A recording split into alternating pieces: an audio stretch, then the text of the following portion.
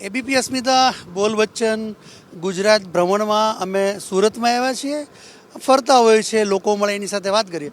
અહીંયા આટલી મોટી સંખ્યામાં અમે બહેનો જોઈ ગયા. કોઈક સામાજિક મેળાવડો છે, પ્રસંગ છે, એમની મહિલાઓની મિટિંગ છે, એટલી બધી બહેનો આવી છે. તો જ્યારે એમ લઈ આવ્યા છીએ તો કે બેન, ચૂંટણીનો સમય છે, રાજનીતિમાં રસ લ્યો છો? રાજનીતિમાં રસ હતો અને હજી લઉં છું કે કોને ટિકિટ આપી છે, કેવો નેતા જોઈએ અને એ શું કામ લોકો માટે કરી શકે, એના માટે હું રસ લઉં છું જ. તમે લ્યો ખરા? હા, અમે લઈ. ખબર હોય કોણ કોણ ઊભું છે? હા, કેટલી પાર્ટીનું નામ આવડે છે? આપ, કોંગ્રેસ, ભાજપ, એનસીપી. એનસીપી ની ખબર છે. તમે શું? જનતા પાર્ટી. ભારતીય જનતા પાર્ટી. બેન બહુ ખડખડાટે છે. આટલું જ તમારી ઓવારે હસો છો કે એની સામે કડક મોઢું રાખો? અરે જશે ને, બહુ હશે. પડે ને હારી રહેવાનું છે, એના મારી હસવાના છે એટલે એને હારી જવું જ પડે ને. ટીવીના બાને સારું લગાડી દીધું. અચ્છા બેન, ઘરે તમે આવજો, ઓવારે બહુ હસવાની મજા આવે. સરસ. બેન, હવે તમે જ્યારે મતદાન કરવા જાઓ ત્યારે મહિલાઓના પ્રશ્નો, આ સુરત શહેર છે, અમે ગ્રામીણ મહિલાઓને ખૂબ પૂછીએ, એમને ઉજ્જવલા ગેસ મળ્યો હોય, શૌચાલય, જલસે નળ. શહેરની મહિલાઓની સમસ્યા શું હોય? મેટ્રો સિટી ની મહિલાને સમસ્યા તો પહેલા પોતાની સુરક્ષા છે, આરોગ્ય છે ને એજ્યુકેશન છે. આ ત્રણ સમસ્યા મહત્વની છે. તો આ એજ્યુકેશન ઉપર અત્યારે સરકારી શાળાઓમાં કર્મચારી પૂરતા હોતા નથી. સરકારી શાળાના કર્મચારી હોય છે, જે પ્રાઇવેટના કર્મચારીઓ જે સેવા આપે છે એવી સેવા આપતા નથી. તો એના માટે સરકારે એ કંઈક નિર્ણય લેવો જોઈએ અને પૂરતા કર્મચારી મૂકવા જોઈએ. વિલાસબેન, એક વાત સાચી છે કે મેટ્રો સિટીમાં અભ્યાસ બહુ, ભણતર મોંઘું છે ને બેન? તમારા બાળકો ભણે છે? હા, મારા ભણી લીધું? એકે ભણી લીધું ને એક ભણે છે. શું ભણે છે? 12ની એક્ઝામ આપી છે એક બાળકે ને એકે કોલેજ પૂરી કરી. અને કેટલું મોંઘું આવે? મોંઘું એટલે પ્રાઇવેટ સ્કૂલમાં તો મોંઘું જ છે, પણ સરકારી સ્કૂલમાં પણ સારું એજ્યુકેશન આપે તો ત્યાં પણ આપણે બાળકોને ભણવા મોકલવા જોઈએ. ઘર ખર્ચ જેટલો લાગે એમાં શિક્ષણનો કેટલો ખર્ચો હોય? શિક્ષણનો ખર્ચો આપણે 30% જેટલો લાગે જ છે. એટલે સરકારી સ્કૂલો મેટ્રો સિટીમાં સારી. આપણે મહિલા સુરક્ષા માટે પૂછીએ, કોણ બોલશે મહિલા સુરક્ષા માટે? મહિલા સુરક્ષા માટે એવું છે તો અત્યારે તો છે ને આ આમ આદમી, ભાજપ, કોંગ્રેસ એ બધાને ચૂંટવામાં તો એવું છે જે જનતાનો સાથ છે ને એ જ સાહેબ બને છે, બીજું કોઈ નથી બનતું એમ.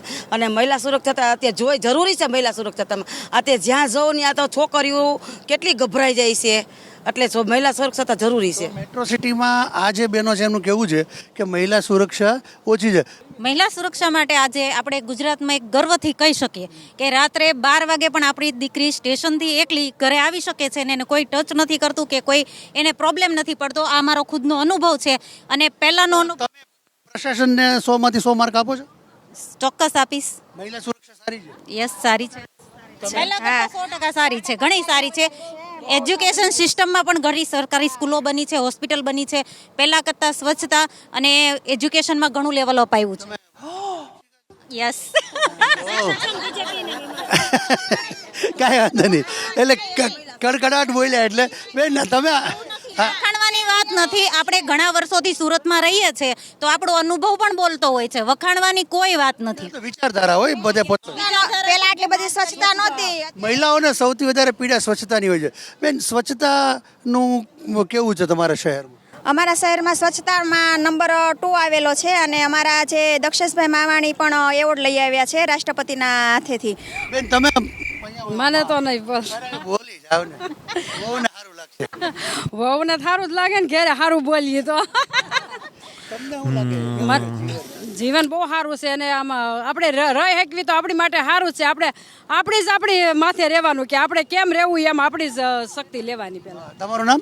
હંસાબેન. હંસાબેન તો મોટિવેશનલ સ્પીકર જેવું કામ કર્યું. અરે બેન, તમારી સાથે ગંભીર ચર્ચા કરી. નાના ટાઉનમાં અને ગામડામાં જે મહિલા રહેતી હોય, કારણ કે અહીંયા વિભક્ત કુટુંબ હોય છે, ત્યાં સંયુક્ત હોય છે, તો તમને એમાં બીજી શું સમસ્યા શું લાગે છે? અને નવી સરકાર જે ચૂંટાશે એની પાસેથી તમારી પ્રાથમિક અપેક્ષા શું છે? હા, આપણે અહીંની સમસ્યા તો સ્વતંત્ર રહીએ છીએ એટલે અને સ્ત્રીઓ પણ કમાય છે એટલે સમસ્યા તો નથી. પણ અત્યારે જે સરકાર આવે એ સરકાર પાસે અમારે એ પ્રાથમિક સુવિધા એ જોઈએ, એજ્યુકેશન, આરોગ્ય અને સુરક્ષા. ઘણી વખત સુરક્ષાને લીધે તો કીધું બેને કે સારું છે, પણ ઘણી વખત સુરક્ષાને લીધે ઘણી દીકરીઓ ઉપર બાળાત્કારના કેસ બને છે, મર્ડરના કેસ બને છે. ગીસ્માકાંડ જ લઈ લો, પણ એમાં કાયદાને આધારે એ જે સજા આપવાની થાય ને જે આરોપીને સજા મળતી નથી. અને એમાં બીજું મારે કેવું છે કે મહિલા 50% અનામત આવે છે, તમને ખબર છે? યસ, ખબર છે. એમ નહીં તો આપણે એટલી હા, તો સુરક્ષા મળતી નથી, તો એમાં એને સજા મળતી નથી. સજા નથી મળતી એનું કારણ છે કે જે આરોપી હોય છે, આરોપીની સાથે ઘણા શાસક પક્ષો એવા હોય છે કે એને સાથ સહકાર આપતા હોય છે અને આ લોકોને ઉશ્કેરતા હોય છે. કે ન્યાય પ્રક્રિયા ઝડપી થવી જોઈએ. સુરતમાં ગ્રીષ્મા હત્યાકાંડથી આખો સમાજ, આખું ગુજરાત ફફડી ગયું. એને જો ફટાફટ સજા થાય તો બાકીના ગુનાગારો ઉપર એક છાપ થાય, લોકો ગુનો કરતા અટકે. હું શું કહું, આપણે 50% સંસદ સભ્યો, 50% ધારાસભ્ય કરશું તો એવી બહેનો તો તૈયાર કરી નથી, તો ક્યાંથી લઈ આવશું આપણે? તૈયાર કરવા માટે પહેલાં સમાજનો મોટો હિસ્સો હોવો જોઈએ કે બહેનોને પ્રોત્સાહન આપે. ઘરેથી પહેલાં તો મળવું જોઈએ, પછી આપણા સમાજમાંથી મળવું જોઈએ, આપણા શહેરમાંથી મળવું જોઈએ. આ બધું આપણા શહેરમાં મહિલાઓને એ ચાન્સ મળે છે? અત્યારે મળે છે, પણ નાના ગામડાઓમાં મહિલાઓને પ્રોત્સાહન પૂરું મળતું નથી, એટલા માટે મહિલા થોડીક પાછળ છે. પડી લો, ઘરના છે નકમ બાજ. સાહેબ, એક એ છે કે જે સક્ષમ મહિલા છે ને એને ટિકિટ આપવામાં આવતી નથી. જે ભાઈઓ જે રાજનેતાઓ સાથે હરતા ફરતા હોય છે ને એ લેડીસોને ટિકિટ આપી દે છે અને સિક્કા ઠેલીમાં નાખી અને પોતાના પત્તીઓ ભરે છે.